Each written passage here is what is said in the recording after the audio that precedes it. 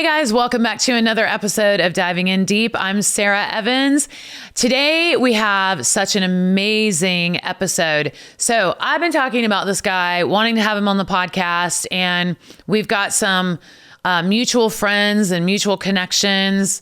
And I've been saying I'd really love to get him on the podcast. And then I find out that the exact day that I mentioned him, he contacted my people, and wanted to inquire about coming on the podcast. And so today it finally happened.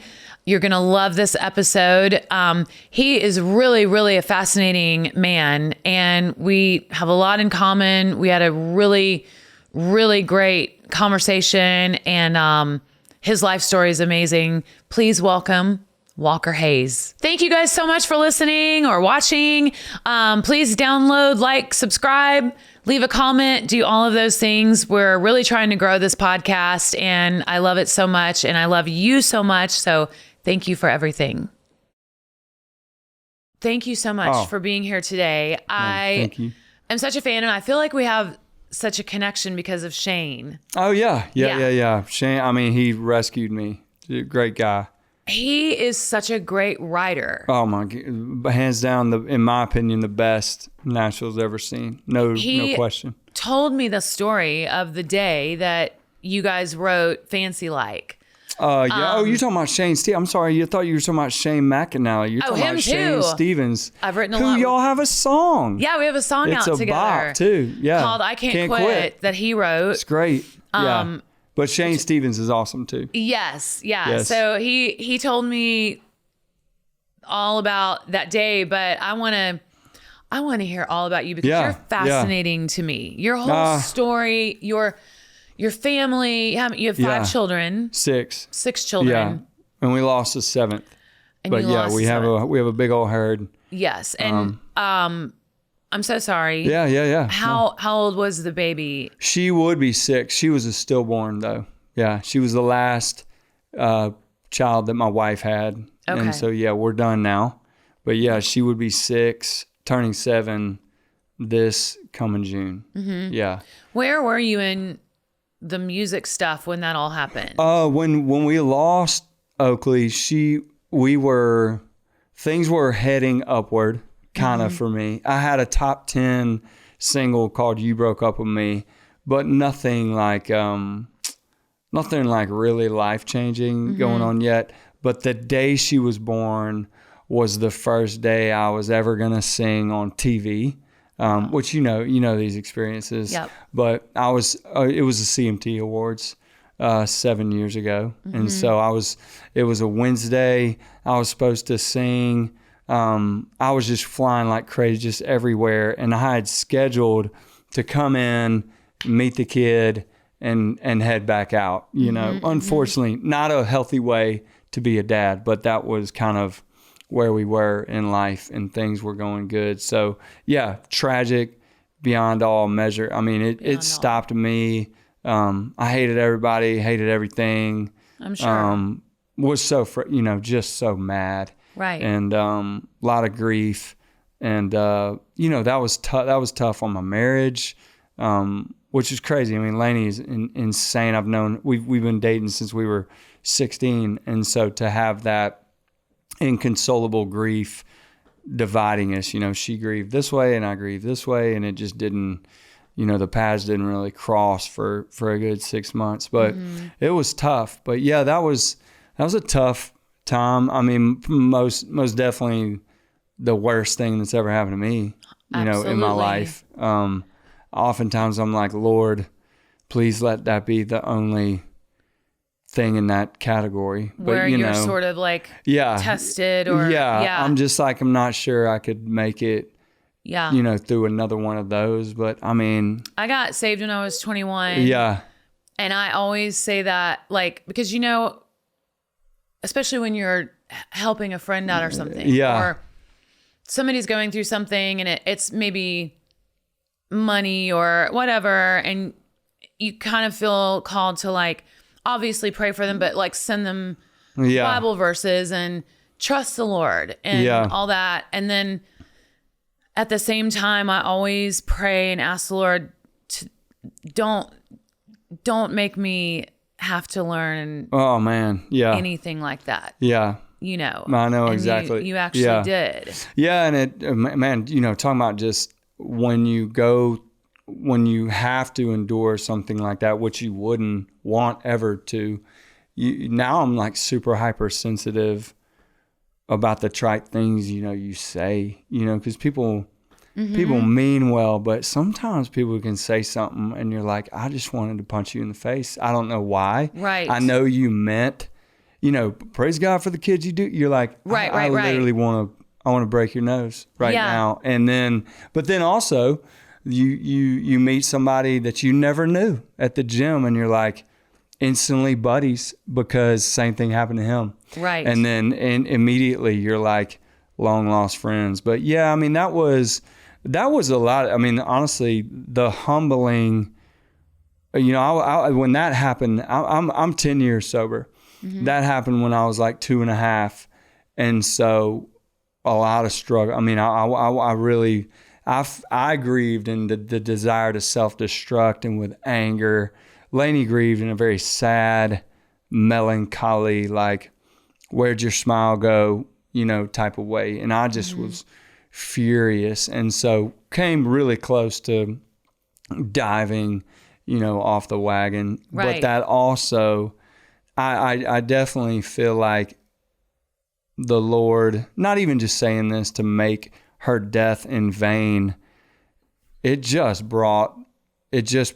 was the beginning of the turning of me towards Christ. Mm-hmm. And that was it, as far as like my testimony is concerned. And it was because I was in a state of depravity that I just could not control, which is, most of life, it's fairly controllable. Your heart gets broke, you can walk it off, right. And it's fine. Nashville thumps you around a little bit. You're like, whatever, I'm still here.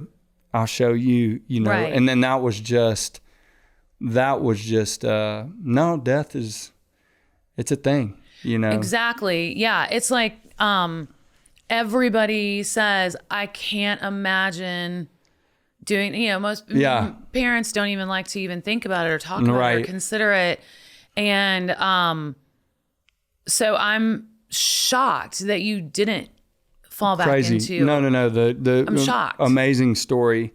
The night we buried Oakley, I was not a believer, but I had, we had a Christian service, which infuriated me, but a best friend who was a bivocational pastor, for Laney, I had him, he was the only person allowed besides my family to the burial. That's how much I hated everybody. Was your wife already saved? Yeah. Okay. She's like the good one, and praise God for her. But she would say she's been a believer her whole life. Mm-hmm. Now, sanctification and justification have taken on many forms, and she's refound, in the many phases of our life. She would admit that too. But at the service, just watching the box, go down, and I just wanted to do something. And so, me and my sons, we just picked up shovels and filled it up.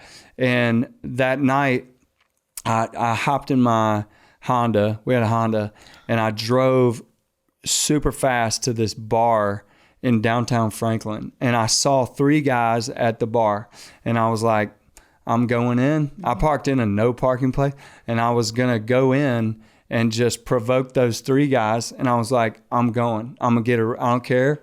You're going to pick a fight? I was like, they're going to have to kill me. Somebody's going to have to arrest me.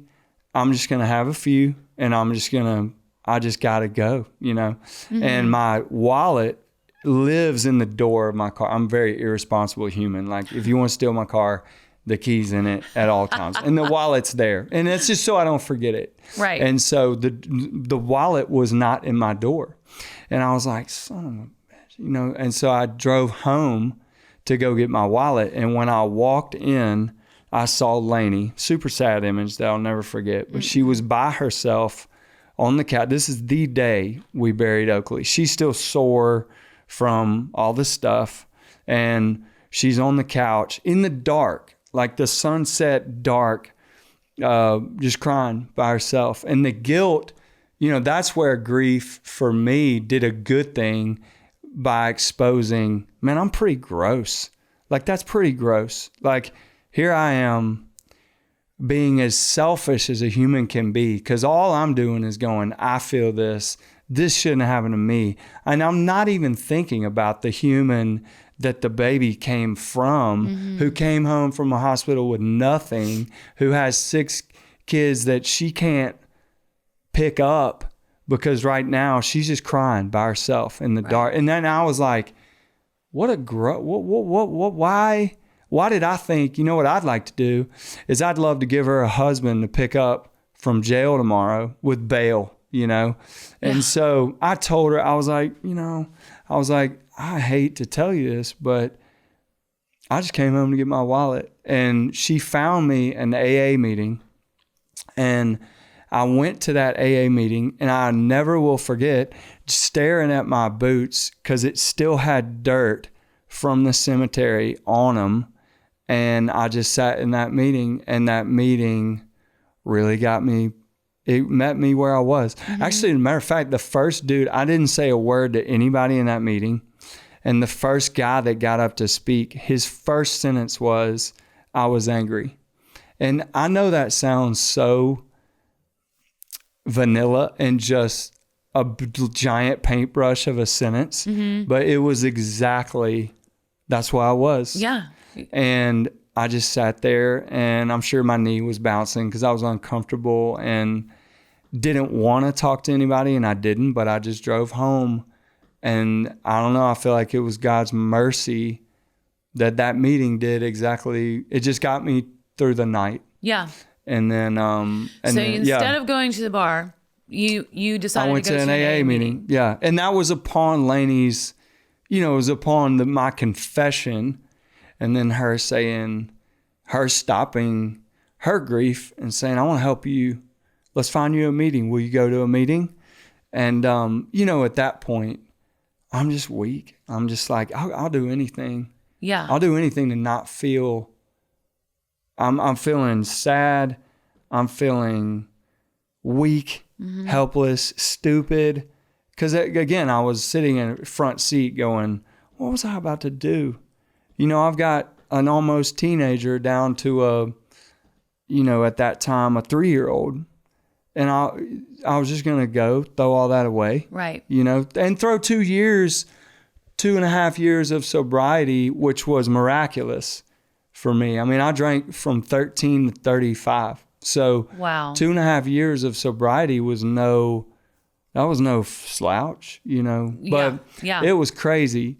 And so that was a pivotal night in my life, to say the least. Describe God's mercy, because a lot of people don't understand, when you said it was God's mercy, meaning he helped you not go to the bar. You know what I mean? Yeah. Instead of God's guidance or God punish you or nothing like that. He was just so gracious to you, even though you had just lost your baby. Yeah. But you still see that as God's mercy. I can't explain it. And I've tried.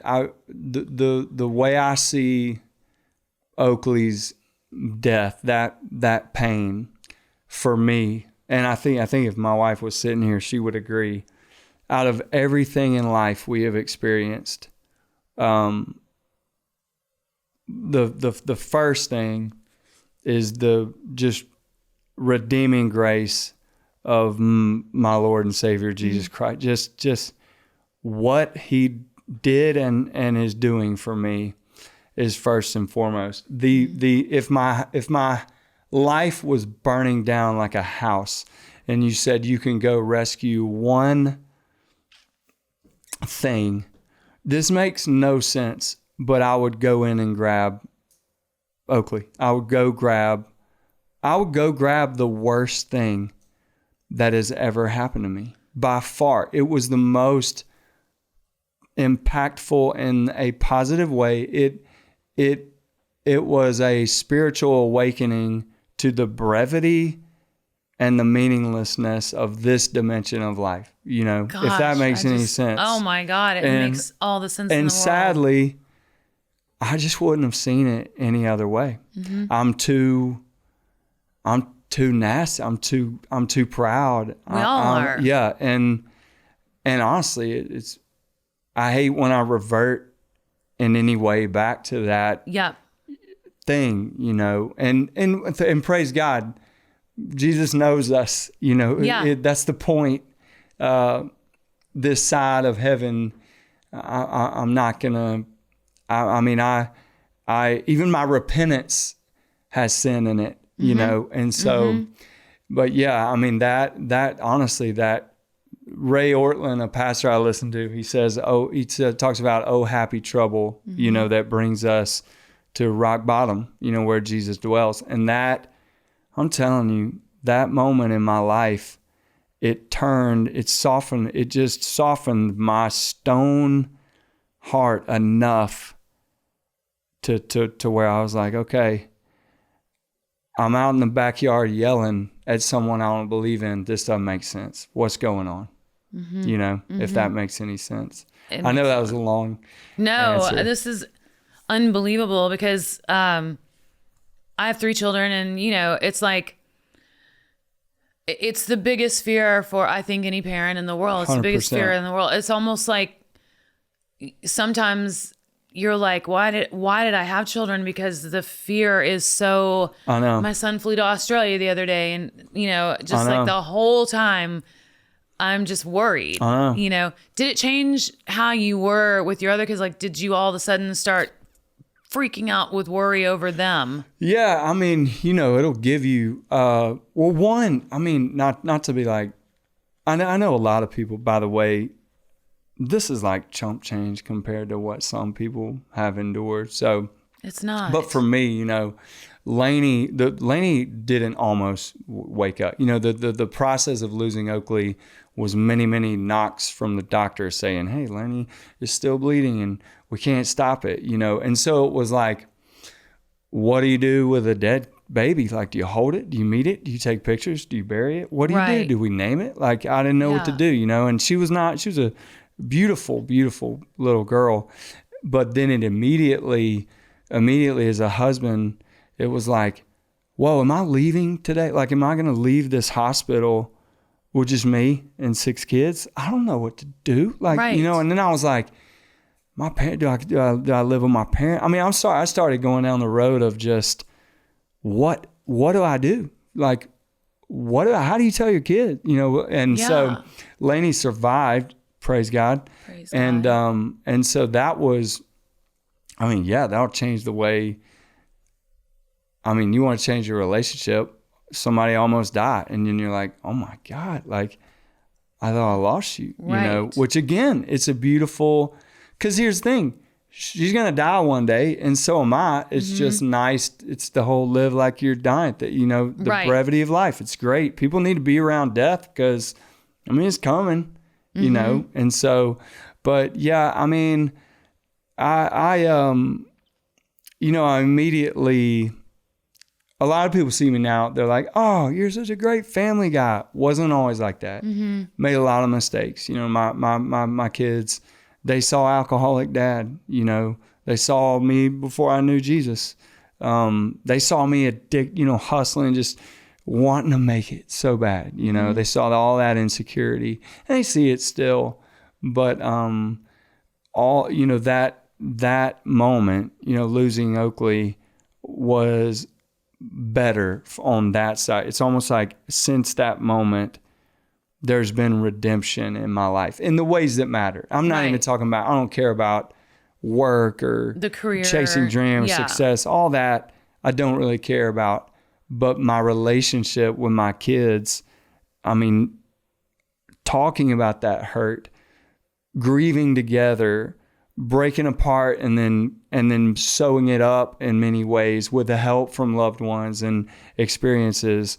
The bond between my family is insane, and it continues to get better. And our family is very just, we'll talk about anything, you know, and sometimes I'm like, do we talk about it too much? Like, are my kids going to need therapy? Because they just know it all. Right. You know, I mean, they really do. There's really nothing Laney and I hide.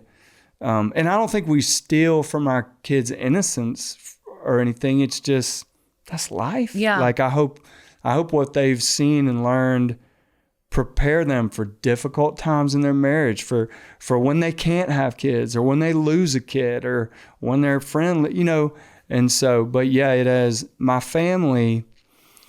My biggest prayer these days is, am I making an idol of my family? Because you get so much praise from America. It's like, oh, you're a great family guy. And you're like, well, that doesn't save me. Right. That just gets me a lot of applause, you know, and I'm almost like, God, help me to love you. Like you said, you know, my kid rides a bike out the driveway, and I'm like, oh man, she's getting old, you know. Yeah. And it's like, and I have the fears, and I have the nightmares, and it's like, look, my family is awesome, but they're not Christ. They're not Jesus. Right. You know, and I don't want to belittle that beauty. I think my family are a blessing, but that, you know, they're not an idol. You know, they're not the Lord, you know, and that's tough. That's tough for me. It's so tough. I would say I love my family sometimes I need to get the priorities right, if that makes any sense. Well, any woman will tell you, like, the structure in a Christian home is, you know, God over Christ, Christ over man, man over wife, and wife over the children. Oh, yeah. And, you know, you and your husband are one together, and you're over the children. And it's a little bit different when you have a blended family. Yeah. Because, you know, I think, well, Jay raised my kids because we got married when they were so little. Like, my girls don't even remember our wedding because they were so little. However, it's hard for a woman to love her husband more than her children. Yeah. First of all. Yeah. And then it's hard for a parent to say, Lord, I mean, it's like Job. Yeah. You know, Job lost everything. Everything. And I don't know how homeboy How did he do it? Did it. I know. How did he do it? Yeah. But and it's so flippant it's like, he lost his kids. And I think they were like, so much more, I think they were so much more accustomed to death. Right. Back then. Yeah. Closer to God, because God actually spoke to them before Jesus. Right. You know, so, but I was talking to somebody the other day about how a lot of times I think people steer away from the Lord, steer away from Christianity, from religion. I'm not big on organized religion. Yeah. I don't know how you feel, but I'm more just my relationship with the Lord. Yeah. But I do love a great pastor, and I do believe there are some amazing churches and pastors, and, you know, but I just, anyway, I think a lot of people steer away from it because anytime you're talking about God or thinking about God or praying, you're also thinking about death, because God we will truly meet God when we die. Yeah. So it's like, we, especially in this day and age, we want to avoid death and aging and all that at all costs. Yeah. We don't want to talk about it. We want to think about it. Very uncomfortable. And so talking about Jesus or even praying, like last night I made the mistake of starting to pray in bed. Yeah. And I just got so stressed. And I told the Lord, I'm like, I'm going to pray tomorrow because I will stay awake. That's a song hit. That's a hit idea right there. We need to write that together. I love that. And pray tomorrow. Yeah. Because if I pray at night, the prayers make me start thinking, you know, about, and even though the Bible says, do not fear, that's the reason God told us that so many times. Yeah. Every 365 times in the Bible. Do not fear. Wow. Because it's hard, so hard not to. Yeah. So you guys had 6 children. Oakley was your 7th. I come from a family of 7 kids. Okay. Yeah. Third oldest of 7. Okay. Is your third oldest your favorite? Let's see. I'm sure I'm my parents' favorite. Baylor I mean, he's the man. I tell them all in private that they're my favorite. Me too. And then they're like, Dad's only on. Yeah, exactly. Yeah. But the daughter that you do the dances. The dance, is she the oldest? Yeah. Yeah. We have a special bond. She's absolutely beautiful and precious. Yeah. And Her name's Leela, and she I mean, I could cry talking about it, but the past 2 years she's been a dancer on the show. We've had 4, and she's been one of them, and so she's basically gotten to be like. What do you mean we've had 4? We've had 4 dancers. Like they're like just on our tour. We had a band, but we have 4 professional dancers. No way. She was she's crazy. Like she's so talented, and she earned it. I didn't say, hey, just be a I was like, I was like, you gotta pass, with these people, and she worked so hard, and so every night, for the past 3 years. We've been bumping to each other on stage and just laughing, and I've tried to dance and she's made fun of me, and then she's just killed it, and that's been awesome. Excellent. She's insane. And but yeah, she's in cosmetology school now, and she's kind of slowing down on the dancing thing. So that's kind of a chapter that's ending. As a dad, I'm like, yes, that's tough. Yeah. That was awesome. Well, you just people don't understand until they have kids, like that love, and also it helps you understand the love that God has for us, because he's perfect and we're just sinful human beings, and there's nothing we wouldn't do for our children, nothing we wouldn't forgive, nothing we wouldn't give them if they asked us for it, unless it was bad for them. Yeah. And then, so God is perfect, and I have, my parents divorced when I was 12. Okay.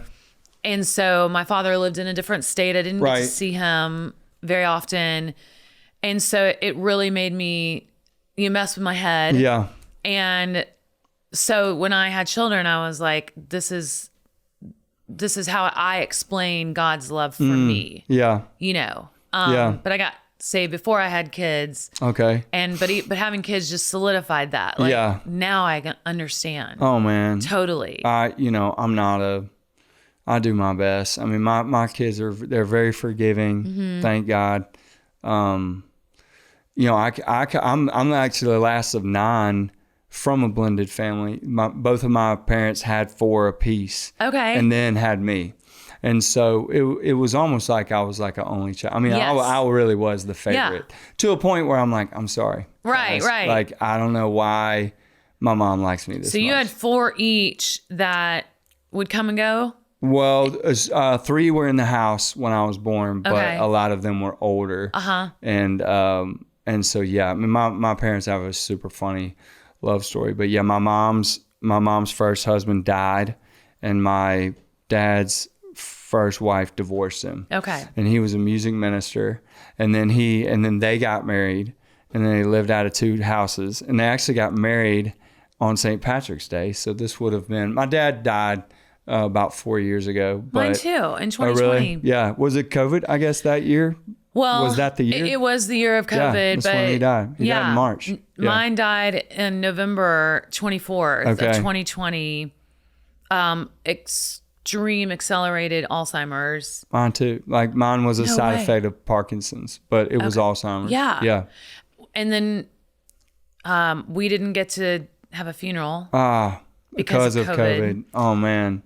And it was... That's tough. Yeah. I mean, I had to watch the funeral on a Zoom. Oh, my gosh. In my bed, just sobbing. Because also, we didn't really get the closure that I was hoping for. Yeah. Because he was only early 70s, so he was young to pass that so early. Sad. But so where are you from, and why are you a singer? How did that start? I honestly, especially because you're the one of the 2 blended families. No, I was a bad kid, just super bad. I started I started drinking. My first beer wasn't a beer; it was a Zima. At like a church hangout. Hilarious. I've never even heard of a Zima. You don't know what Zima? It was like a clear almost like wine cooler. Like a wine cooler. Okay. Yeah, you put a Jolly Rancher in them and you can make them flavored. Where are you from? Mobile.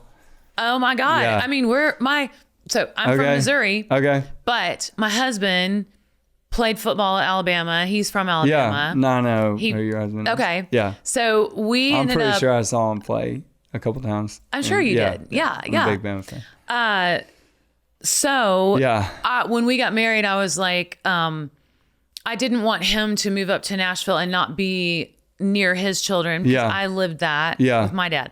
So I packed my 3 children up and we lived in Mountain Brook. Okay, yeah. By Birmingham. I went to school in Birmingham Southern. Okay, so you know where Mountain Brook is. Birmingham. Yeah. So they actually grew up in Crestline, which is one of the villages of Mountain Brook.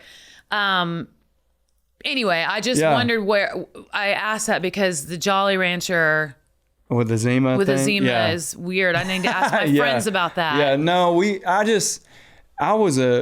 said, with the childhood thing, I wanted to be an athlete, What sport? Basketball. Okay. But it just didn't, I was a very bad kid. I was always in trouble.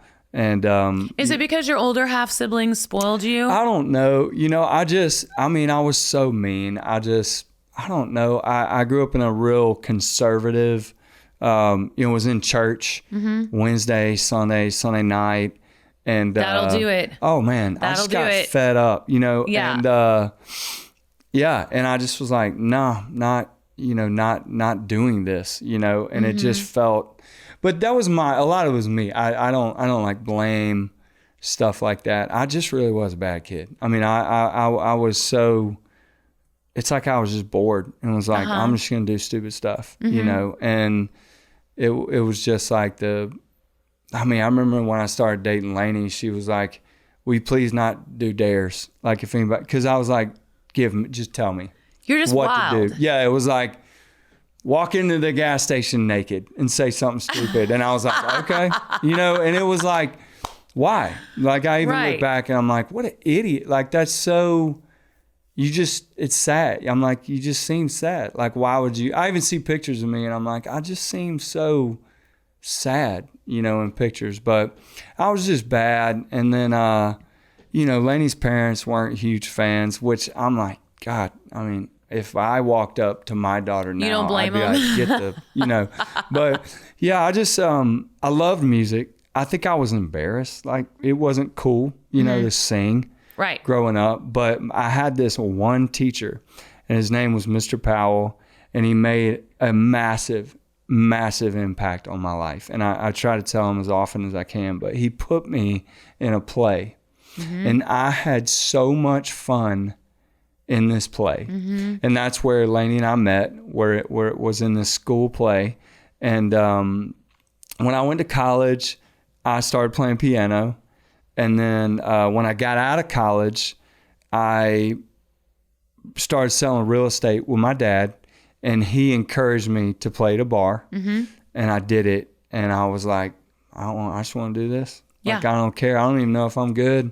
I just want to do this. Where do you do this? Right. And I asked Laney if she wanted to move to Nashville, and she did. And then when we got here, I never knew you could write, people wrote songs. Like for a job, I have been obsessed. I mean, since the first time I walked in the Bluebird and realized you could do that, I've not stopped writing a song. I mean, it is my favorite. It's so crazy that you didn't know any of that until one thing. that I know. age. This is wild. I lived in Birmingham for 4 years. It's only 3 hours, 2.5 from Nashville. Still had no idea.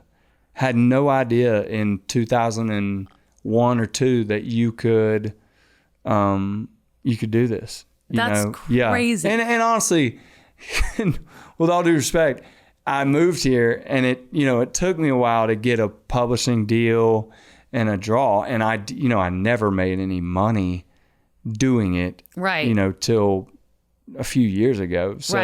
So it's not like, hey, everybody go run, write songs. It's just, I just didn't know the music biz at all, and, but yeah, I mean, just we're hitting high points. I mean, my story is just like one crazy accidental miracle after another. Right. I mean, what happened with wild. basketball? Like, did you play in high school?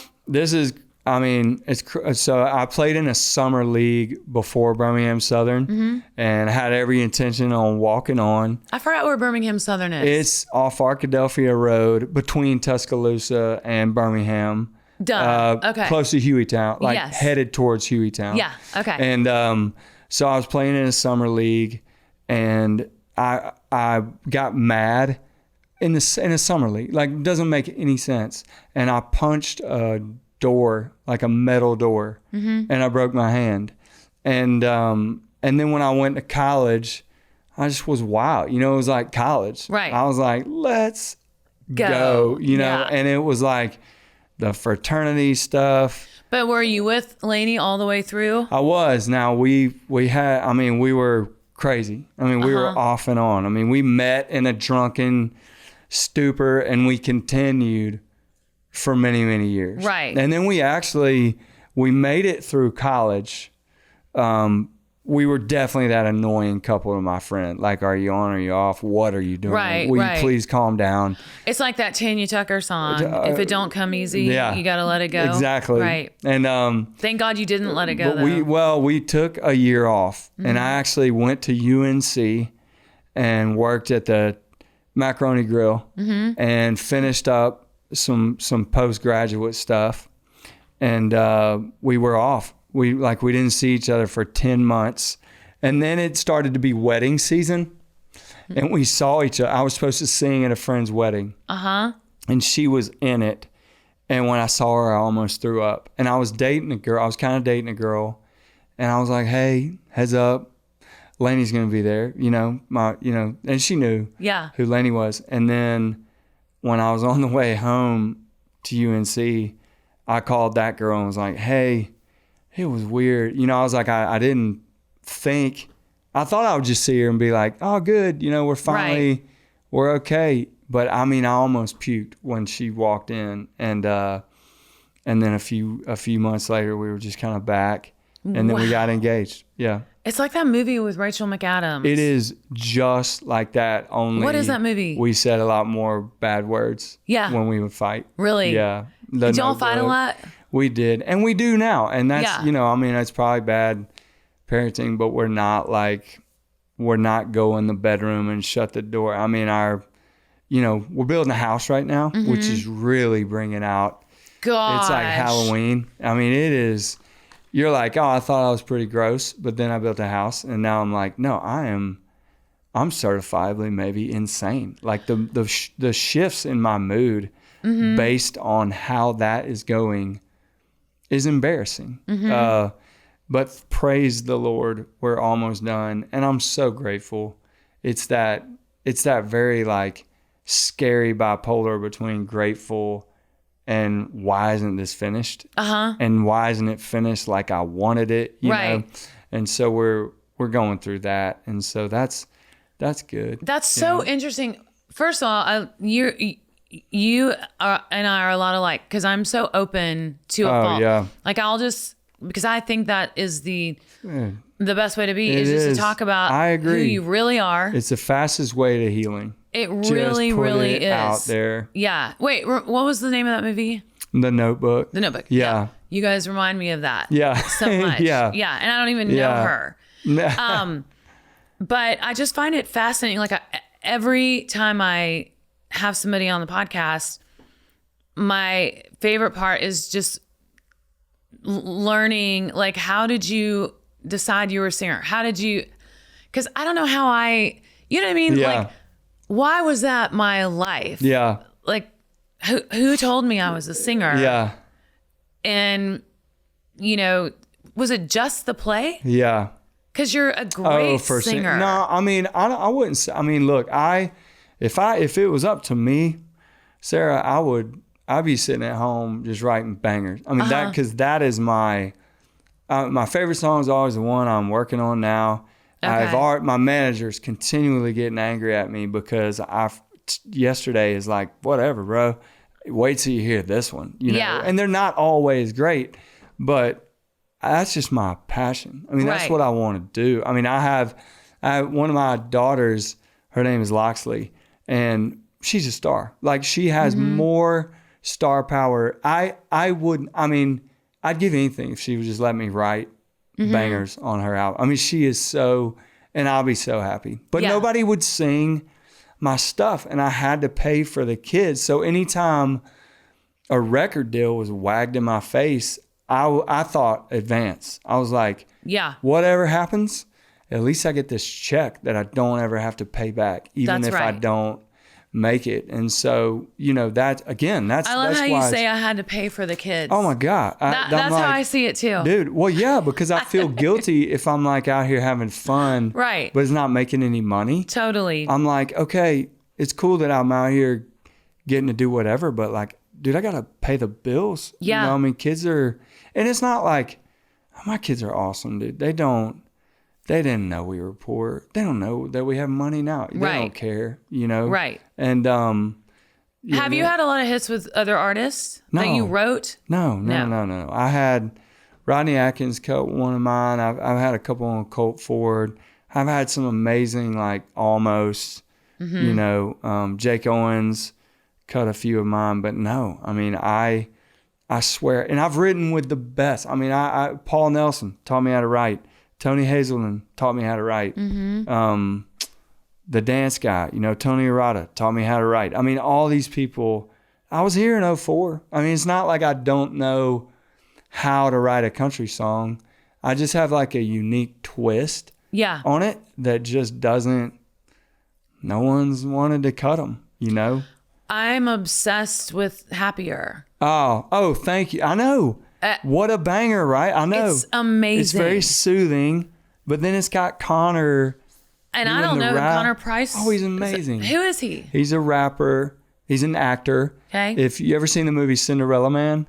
Yes. He's the kid. He's like the son of Russell Crowe. Yeah. But Connor, he's much older now. I think that was 2008. But Connor is a brilliant, like, pop rapper. And so we made a song together called Smoke. But Happier, I was like, this song, it almost sounds old. I love it. And just the melodies. And I was like, I think if you rapped, it would just blow people's brain. They'd be like, whoa, I didn't hear that being a feature rap song. But is that are you pushing that song right now? That's just what that's my latest. Okay. Yeah. We have like an album kind of in the works. That's kind of the bigger stuff. But yeah, I just made that at home, and then he rapped on it, and I think it's so beautiful. I love it because, you know, it's so different. And I'll be honest with you. Yeah. I stopped listening to country music. Oh? Around, I don't know, 2014. How come? Because it became all men, and they stopped playing my new music. So I remember around what was like your last like what was your last a little bit stronger ready? A little bit stronger. Yes. The Hillary. Yeah, and that was a bop. I love that song. Hillary and I just know it was her. I didn't know. Yeah. Did you Hillary Scott and Hillary on? Lindsay. No, I'm not a writer on that. Okay. But I did write most of my hits. Okay. Co-write. Yeah. But I noticed on that radio tour that it was getting harder and harder to, you know, and I going out to visit radio, and they would have just maybe come from pop. Yeah. Because the turnover is a lot, you know, real fast, like in the restaurant industry or something. And so I would be reintroducing myself, but I blame Luke Bryan because he came out with Country Girl Shake It for me. Yeah. And something happened where the kind of bro country stuff started. Yeah. Then my next hit, because I think it was top 10, was a song called Slow Me Down. And then after that, if all that's left to do is walk away. Yeah, hurry up and slow me down. Yeah. So I just noticed, like, this is hard. They're not really not wanting to play me. And then I would start listening, you know, for 2 hours and maybe hear like one girl. Yeah.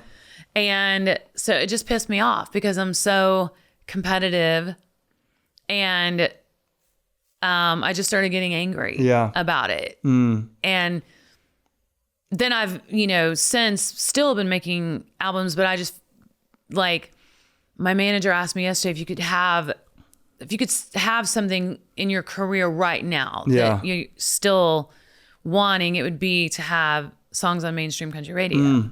Still, because I still believe that's the cure to everything. Yeah. Where streaming is just like, I don't know. Yeah. What are your thoughts? Because my songs stream, but they don't get played. See, I thought you got played on the radio. I Fancy Like did. Okay. But just because it I mean, just saying, I mean, I have nothing against, look, I'm not comparing how hard it is for me to get on radio to any females.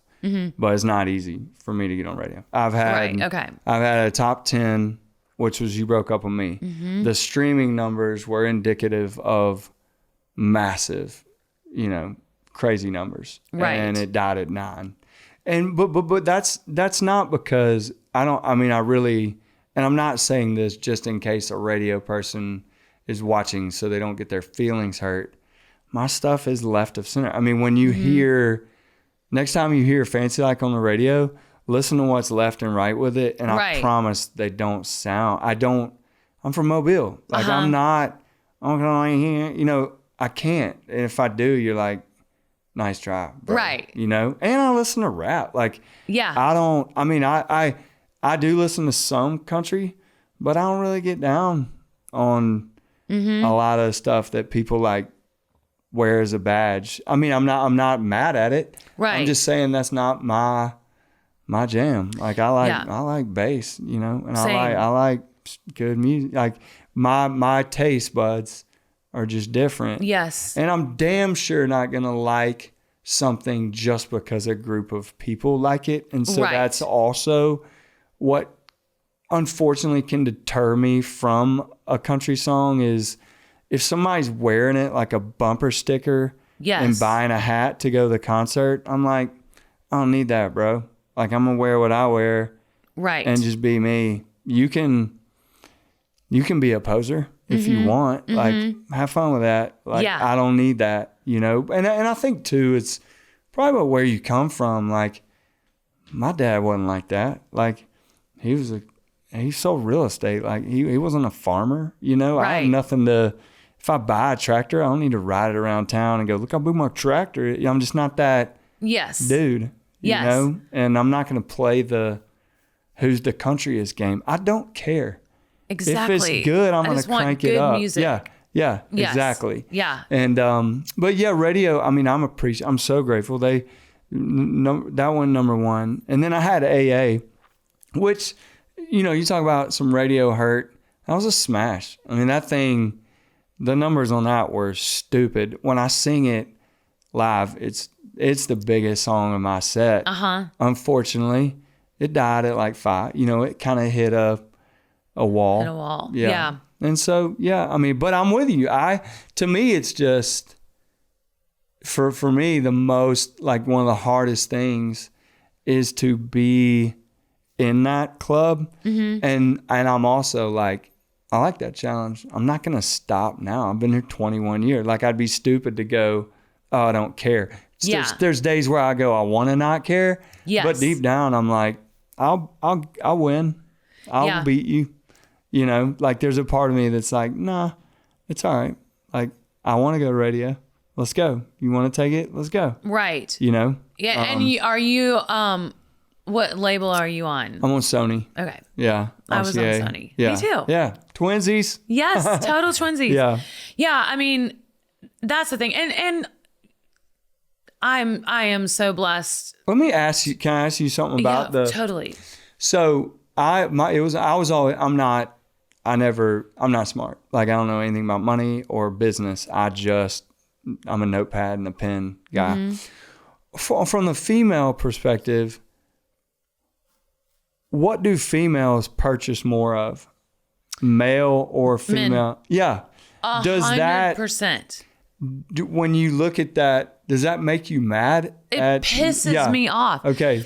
So I always say like, it's the women, like women out there, Yeah.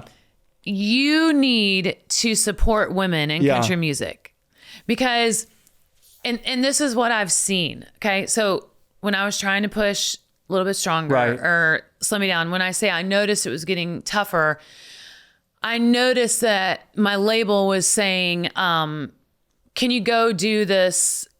They always want you to do free shows or in the round or whatever. And I'd be up there with, 5 number one records and then 10 or 15 top 20, like all my songs. Yeah. Sitting next to a nobody, like a brand new, just came out. And these women are dying over them because they're cute, they're sexy. Yeah. And, it just like would piss me off because I'm like, I understand that, but where would we be without Dolly Parton or Patsy Cline? Or like, what if that had always been the case and they had, only gone what for the men? What do you think happened to the demographic? Because I don't feel like, like those, when I was growing up, women were I mean, they were larger than life. You, Martina, Faith, Shania. Right. Like Trisha. there were beautiful, recognizable voices. What changed? Luke Bryan. You think Luke Bryan? I'm mad at you, Luke Bryan. Yeah. Do you think that I love him. This didn't exist? Like what was funny is I remember me and Laney in 2000, we drove to Nashville and we saw a New Year's Eve concert, and I think Kenny headlined it. Mm-hmm. And there was some women who were awesome, but like, women, do you think there's like a threatening thing? Like like a women don't want their guy to listen to Shania Twain now. Yeah. Because I feel like I like Sabrina Carpenter, but Laney's mad about it. But I don't Listen to me.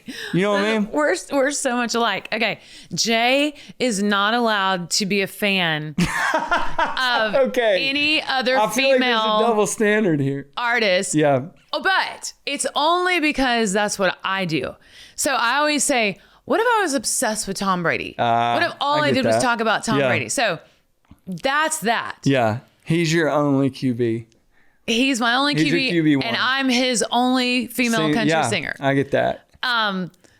So I'm like, you're not allowed to be a fan of. Now he can be a fan of a pop female artist. That's fine. Different. That's fine. It's not in the same lane. And he can be a fan of Casey Musgraves because who isn't? Right. I mean, her records are so awesome. Damn good. Yeah. But so it's Luke Bryan. Here's what happened: Country Girl, Shake It For Me, then Florida Georgia Line, and then all the labels started doing it. Everybody started coming out with it. And then all of a sudden, that just as technology kept growing and expanding, and then you had all the streaming services. So I do think it just became very like, and country radio was doing well with it. Yeah. So as long as their ratings were great by playing, let's say top 50, there would be 47 men and 3 women. Wow. And it's unbelievable. Right. And so I just kept thinking, well, it'll change and it'll go back. And when we kind of see it going back, I'll go back to radio. But I was just not going to leave my kids. So my kids grew up on the bus. They went everywhere with me. 2 out of 3 are musicians, artists, aspiring. Wow. But when they got older, like, and they're doing sports and their stuff, you want to be there. You want to be there. Yeah. So I started kind of only touring on the weekends. Yeah. And I just knew, like, it doesn't matter if I go out on a radio tour and kill myself. It's gotten so bad to where it's only men on country radio. They're not going to play me. Right. So I want to go back to the days where I would release a single and then an album and they would play it and it would, Right. I agree with you. And I don't mean, please don't take this wrong. to the audience. But I do see that sometimes where a wife will be like, to her husband, make that face. Yeah, in my concerts, because I don't know. So, and women primarily choose, I think, the music in the household. Do you think that?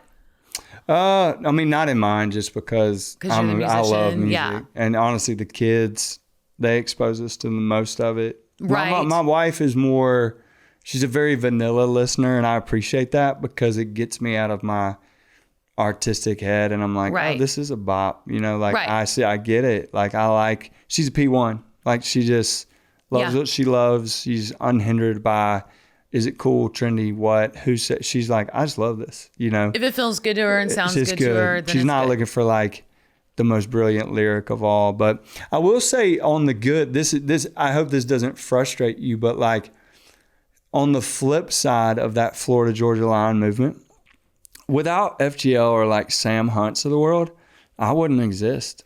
See, that's true. Because I don't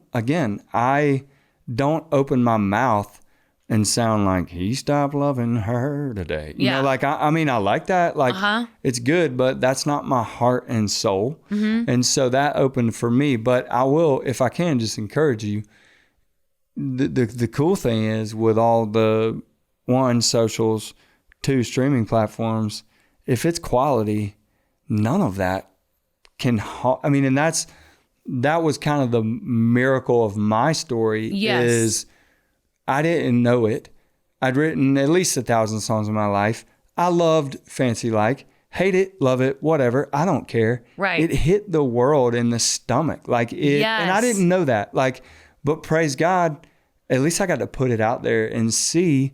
And the world told me, hey, we want to bop to this. And now I can feed my kids. And it wasn't because of, I wish radio could have taken ownership, but unfortunately they couldn't. It went off the rails. It was like 2 times platinum before they even added it, Yeah. And so it wasn't their idea, Totally. So I'm just saying with anything, that's to me, that's the great thing about the creativity God gives us is there's so many mountains in front of us, but like, if it's believable, man, people, they're going to get to it. They're going to get to it. And I am so lucky. I think I'm more frustrated for, newcomers, especially girls. Yeah. But like, I do have the fan base. So like I put out a new album. They do buy it. They do know it. Yeah. Like, at my show. So yeah. Or it's like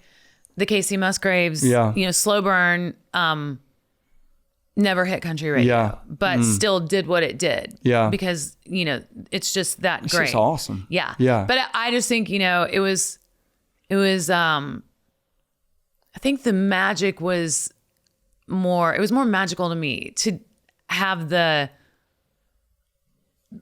being played on mainstream country radio. And I wonder if that's going away, but I will say, I grew up, this is funny, but like I grew up making fun of my mom because that's all she listened to. And then she laughed because I was like, I just wanted to write it later. And there is still, like I said, there's nothing cooler still than getting in my car and being like, oh my God, that's me. That's like me. I'm in Omaha and it's like, come out and see us. And they play the song. I'm like, I don't know, man. Like, that's cool. I never take it for granted. Yeah. I've never turned it off or changed the channel when I heard myself because it's like that. It's still that's the thing. Yeah, the thing. It really, really is. Also, kids don't really watch TV, but it's still like if you're on. Have you ever seen Plathville? Welcome to Plathville. Is that like no? It's a reality show. Is it? Oh, okay. It's about this family. And Are you in it? No, no. Like but I'm obsessed with television. Oh, okay. That's one of my addictions. What's it called?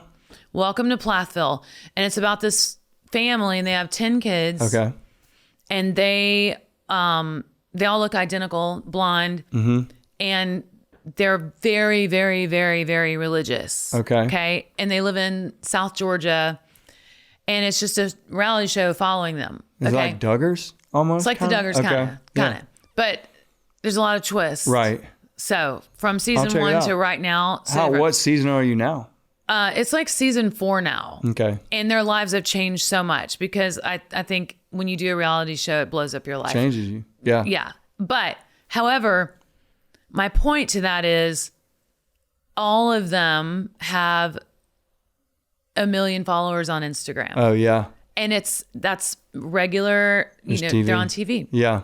So it's a puzzle that I just, I don't know. It's just one of my kind of frustrations and can't figure out, like, I talk about it all the time, like where to go from here. But it absolutely, you're living proof that, you're making it in a new way. Yeah. And I think that's all, like, it's sad. I mean, not sadly, but that's the challenge is because you're going to do it a different way. And then everybody's going to go, oh, we're going to try to do that. And that's not going to work. Yeah. It's going to be the next. But I will say one thing you reminded me of with that TV show is I feel like today and more than ever in the coming future, forever. You ever watch that show, not the show, the movie Hunger Games? Oh, yes. And how there's like this district that looks almost like the Jetsons. And they have color and hair. And then there's this district that almost looks like the Great Depression. Totally. I feel like the distance between trendy, influential, up-to-date, progressive land, like say Nashville, and then where I live, Estill Springs, I think not proximity-wise, but in where you are in life-wise, is getting further and further away. I couldn't agree with you more. And so it's hard. Like there's still people out where I live that they do go to Applebee's. They love CDs. Yeah. They listen to the radio. They don't want to get on, like forward for them is like Pandora. Right. Like I go and hang out with the builders at my house. They don't know or care, and they're fine. They just don't. They don't have an iWatch or whatever, and they don't need one. Right. Like, and so I feel like as that distance increases, it's tougher to like. That's such a what are you great gonna aim example. For, and and it's like when you watch the Met Ball, or you see, or sometimes even like watching the Oscars or something, and I'm just like, we always say that we're like, oh my God, it's what's it called, the Capitol? I don't know. In the Hunger Games that. Oh yeah. What is it? I don't know, the ball, like the where before the thing. Where they are. Where are all the... Oh, it is the Capitol. Yeah, Capital City or whatever. Yeah, where all the leaders are. And then you've got District 13 where, what's her name? Katniss she's from, lives. And she's like in the hollers of Kentucky. It is. Yeah. It's so, like you should hear, it's so funny. Like if I say to the people I live with, they don't watch the Grammy. Like they don't. Right. And even when they turn it on, they have no idea who any of these people are. That's what I'm trying to tell. That's what I'm trying to say. They're still listening to just whatever. Yes. They're fed from the platform. I mean, they have. Walker, that's what I'm trying to cable. Say. Yeah. That's what it is. Yeah. The magic used to be, I guess, well, everybody knows Reba McEntire, or everybody knows Beyonce, or everybody, but there are so many, like it's so flooded with. Somebody told me Spotify gets like 100,000 songs a day, and I just remember, I'm glad all those people have a place to go. But again, nobody where I live has Spotify. Right. And I'm not shaming them. No, not and at all. I hope nobody who listens is like, oh my God, what idiots. But it's like, life is just simpler in some places. Yes. And you still want to go to Walmart and buy a CD. I know that sounds weird, but it's true. I think it's why I still listen. I mean, my kids will listen to the radio. If there's Bluetooth not in a car, they're fine with radio. Totally. They laugh at the ads. Even the mid 2000s. Yeah. You turn on the radio and you'd hear like Neo. Yeah. And Timbaland. Yeah. And Justin Timberlake. And, And we knew all those artists and now I just can't get a grasp on I know how diluted it is. Well, and I don't know about you, but I was just talking to somebody about this, about streaming platforms. There's a lot of, you can benefit, as an artist. I feel like our desire should be, put me on this playlist. Yeah. I don't listen to playlists. Right. All I do is listen to these same songs I've always listened to. Me too. So it's almost like Instagram. Mm-hmm. I'm not connected. I just have basically my channels that I watch every day, and they regurgitate. It's not like I don't turn on Spotify and get exposed. I don't have time to go to the library of Spotify. I don't care about honestly, when I hear new songs, I hear them at Planet Fitness. Really? Because that playlist is curated. And I'm like, oh, what's this? I like this. 100%. Like, I love going somewhere where they've got a great playlist on. Yeah. But yeah, I don't have time to do that. And if I were to do it, I would just put in someone that I know, like John Mayer. Right. And listen to what you already know. Yeah. To what I already know. It would be Maroon 5, John Mayer, I know. Does AI scare you? Not really. I mean, I honestly, but just because it's out of sight, I don't really care. Yeah. I mean, this sounds so silly and lazy, but I'm just so blessed and lucky that I popped and that I'll have work. I mean, just in general. God. What's coming? Robots, for my AI, kids, all that. Yeah. Yeah. I mean, I'm the least technologically savvy person in my house. I mean, I just learned how to play Rocket League just so I could play with my son. But I don't know how to work the toaster. I mean, if Laney dies, I'm washing clothes outside with the hose. Like, I have no idea what to do. And so, you could put on a playlist. Yeah. while you're washing your clothes. Yeah. Yeah, that freaks me out. Are you scared? Yeah. Yeah, I am. Well, because I'm like, oh my God. I mean, you hear people say there's robots are going to be smarter than any human being. And, I think we're lucky you're younger than I am, but I consider myself lucky to have grown up over my lifetime to have no technology and then technology. Right. Because it's so fascinating. Yeah. Like the difference, even from the 90s. Oh my goodness. To now. Yeah. I mean, Game Boy. We had no idea. Game Boy was incredible. Yes. Yeah, I know. I'd buy one now if they had it. It was so fun. Unbelievable. Yeah. It pressed all the buttons for me. It was great, Yeah. But no, I mean, I have a son who he's an artist. And he draws like anime, and he uses Chat GPT and all this stuff. And I don't know, he seems to appreciate the stuff as a resource. But I mean, I don't know. God's in control. 100%. God's in control. It is. And again, it's not. I live in the woods. Chat GPT ain't coming for a while. It's like.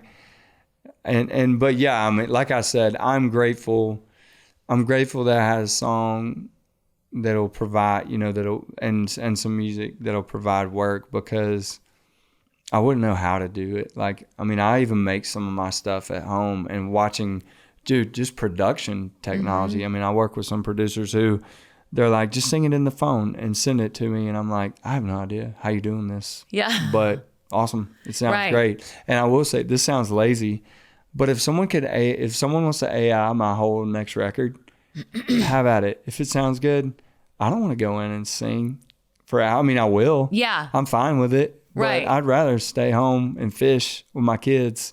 Now that's where I'm different, because being in the studio, you like that. It gives me joy. Yeah. So much joy. Yeah. Like, I co-produce all my records, always have. I'd probably love to produce, somebody. I just get so much joy from being with the musicians and in there with them. I would love to. It just stresses me out. Yeah. Decision fatigue. Really? Yeah. I mean, just all the options. I have a producer who kind of takes my home stuff and he does what you probably love to do. Yeah. And if he sends me 2 versions, I'm like, can you just send me one? Like, I don't want to listen to both. I will literally go, please pick your favorite and just send it to me. And I will tell you if it makes me feel good. I bet Shane Stevens loved riding with you because he's a control freak. Oh. No, I'm kidding, Shane. Yeah. No, Dude, I love Shane it. is the best. He's the best. But yeah, he's much, I mean, he can drive all day. I'm just like, do you need more options for this line? And I'll come up with them, but I can't choose between them. Right. And that was tough. That's tough about, I usually make the bones of my records. Mm-hmm.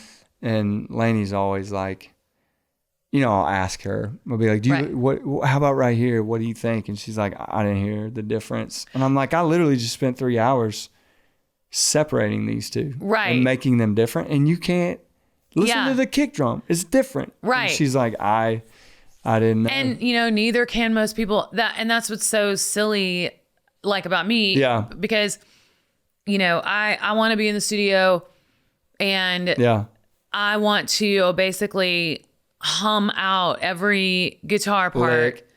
I was sitting next to Tom Bukovac.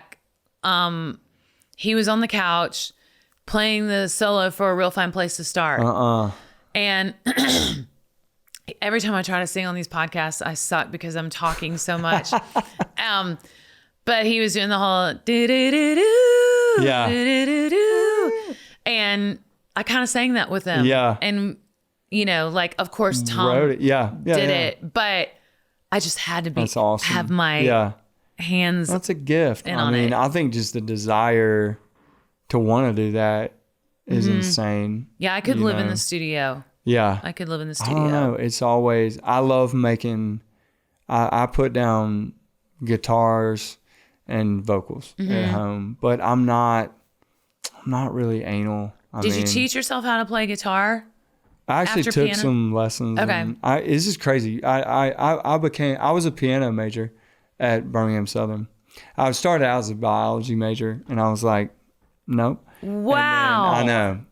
And I loved it. I loved biology, but I was like, it's just a lot of labs and stuff. But you'd still be in college. Oh no. I quit college after 11 days. Oh my God. I probably should have. Go ahead. But a piano teacher, I took a summer just class and fell in love with it. I just love the piano. And so, but guitar just kind of came later because it's easier to lug around. Yeah. And it's not that hard. I mean, anybody can play I'm not like Tom Bukovac, Right. I'm never going to be on a session. I'll be on my records with a lot of editing, Yeah. But that's about it. You're about to go out with Brad? Yeah. I heard you. So you're familiar, We're very good friends. Okay. Except he won't come on the podcast. I mean, none of the thing? We won't give me a date. Oh. Yeah, well, maybe, we're good friends. I toured with him a ton. We did a tour called Mud and Suds. Okay. Like Mud on the Tires and Suds in the Bucket. And he's you're gonna have to mess with him a little bit. Okay. Yeah, he's a pretty serious guy. Is he really? Yeah. Well, yes and no. Yeah.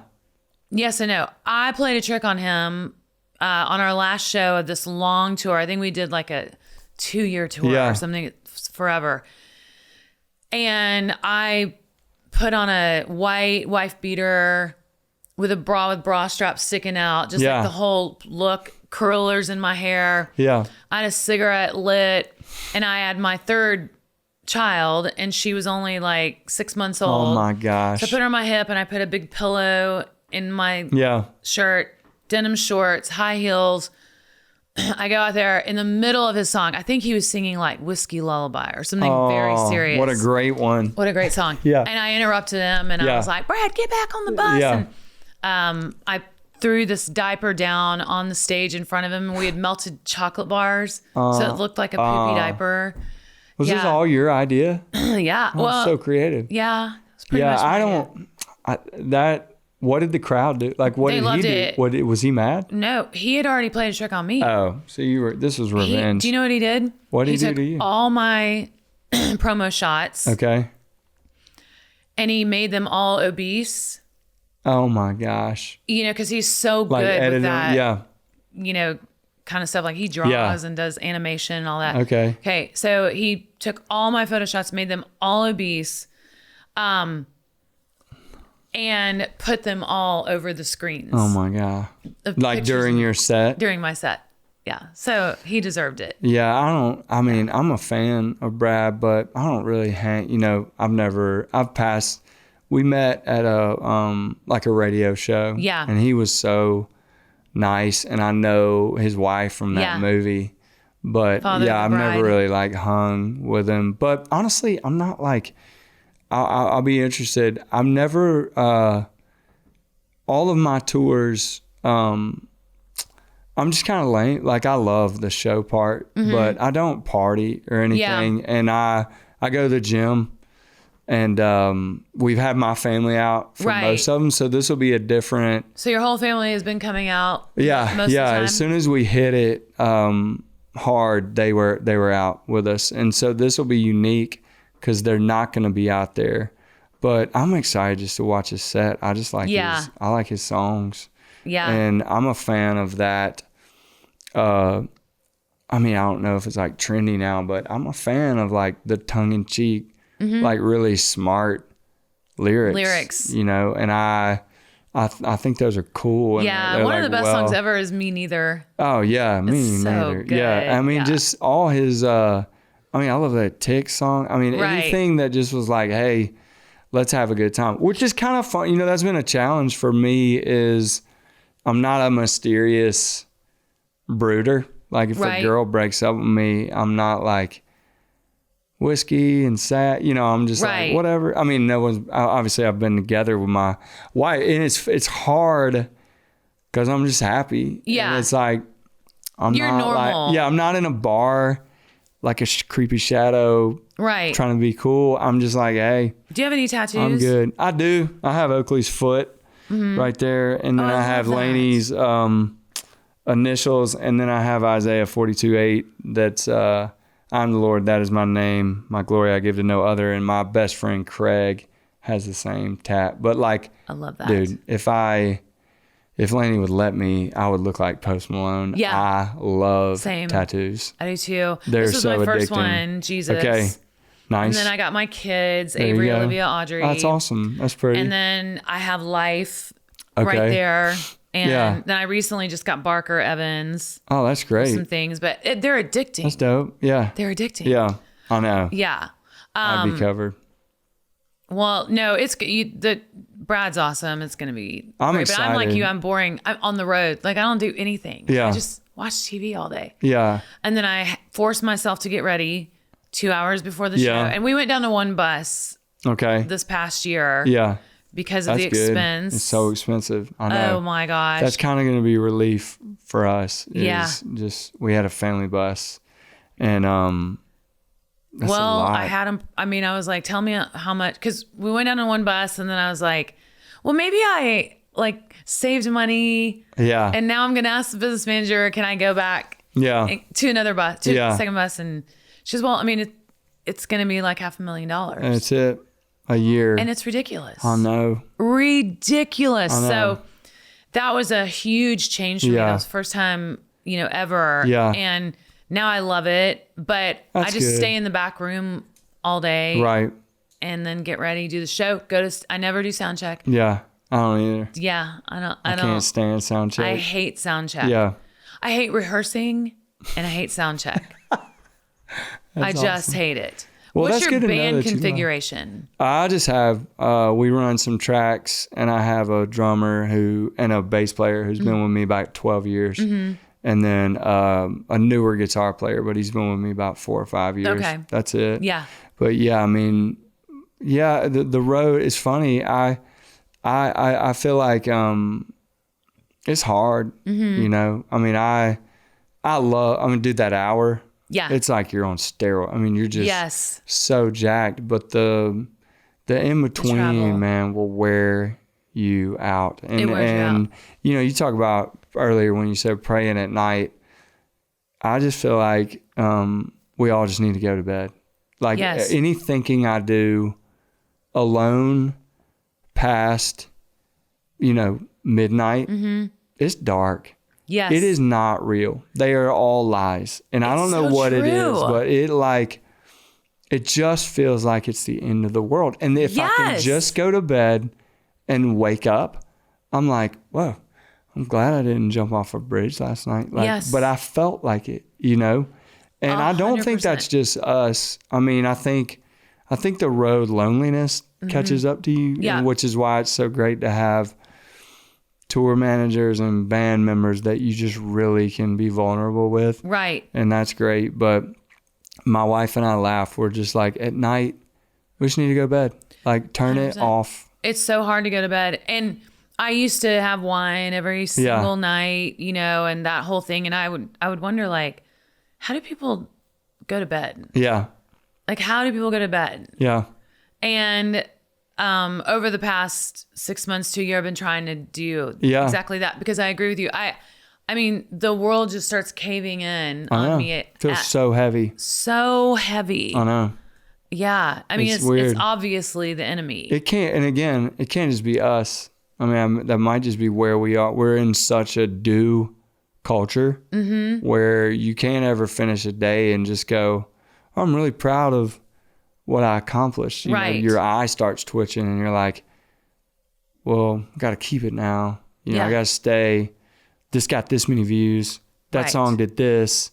What am I going to do next? Right. And I think we could all use a dose of just chill. Like, soak up, like, be with somebody. Look up. Put your freaking phone down. That's I need to take that phone and I need to put it on a golf tee and just obliterate it. I mean, that would change my life. I sometimes pray for, like, I really wish, like, something would happen and, like, we all don't have phones anymore. I know. Because it has literally changed mankind. I know. You can imagine how many, you imagine how many marriages, sadly, have just been ruined because, life gets hard. Right. And this is just so much more fun. Yes. Than thinking about it all. Now it's destructive. Yeah. But it's just so much more fun. Absolutely. To play Clash of Clans or Candy Crush or just scroll what you already scrolled or just look at it like something might beep. Right. And you might feel valid. Yeah. For a second. And I can't ever, I talk to my daughter. She's really the only one who's really got, a phone. And we talk about it all the time. I'm just like, I feel like we wouldn't be anxious if we would just put this down. I actually lost it. Like, I broke mine. And for a week, I didn't have a phone. How was that? And it was like rebirth. I mean, it was 100%. I mean, I watched birds. Like, I stood in lines and, like, looked around. Yeah. Of course, everybody else is on their phone. Right. But it was almost like when I made eye contact, I was like, sorry.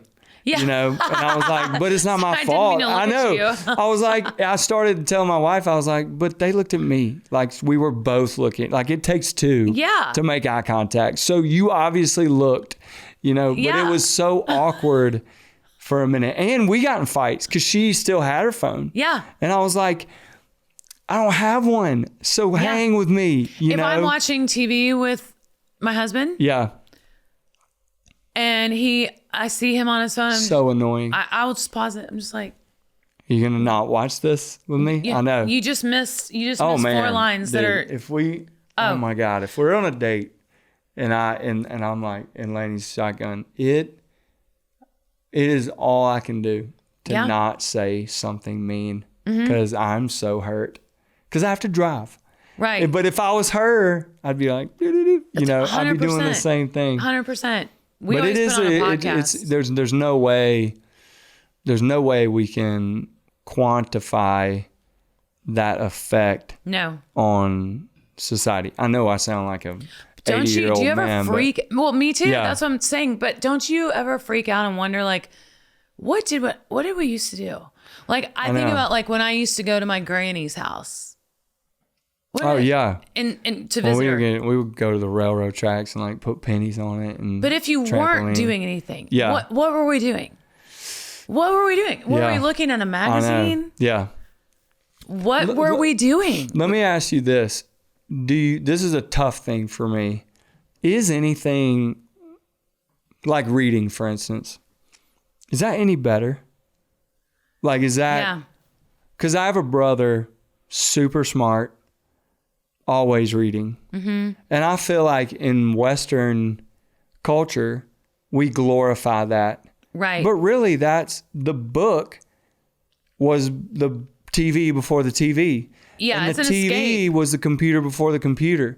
And then the computer was the phone before the phone. Right. So... And the robot was the phone before the robot. Exactly. It's coming. It's yeah. what not... I don't know. You may laugh at this, but like when I was growing up, my parents were like, only so much TV time. Now... I'm like, y'all want to watch a movie as a family? Yeah. And I see that as like a very wholesome... It's a family thing. Family event. 100%. Well, obviously, playing cards, I think, is better. But I'm like, if I can just get all y'all to sit and watch Monsters, Inc. Yes. I'm like, at least we're all looking at the same thing. Yeah, we're doing something together. Right. Everybody's so isolated on their phones. Right. Like your brother reading... I feel like if he's doing it, like if he's reading while you're trying to talk to him, that's weird. Yeah. But if he just reads all the time, I think that's okay because I don't know. Do you think it's better than... Yeah. Yeah. Because it's so good for your brain. What we're doing is just getting dopamine hit after dopamine hit. And it'll never be enough. I know. You know, and I'm not saying that I'm not guilty. I mean, I'm addicted to my phone. Right. I take it to the bathroom with me everywhere I go. Man, dude, legs fall asleep. Sometimes, on the toilet. Yeah. Sometimes I get so excited about, like, I'm going to go up and clean my room and put on a podcast. Yeah. Like constant stimulation, never silence. Yeah. Do you ever Laney and I will text each other if one of us has been missing, and we'll go get off your phone in the bathroom. and then in the bathroom it's like you know, and you're like, right, you busted me. But it's Laney and I both say, like, it is I don't know how you combat. There's no going back. That there's no going back.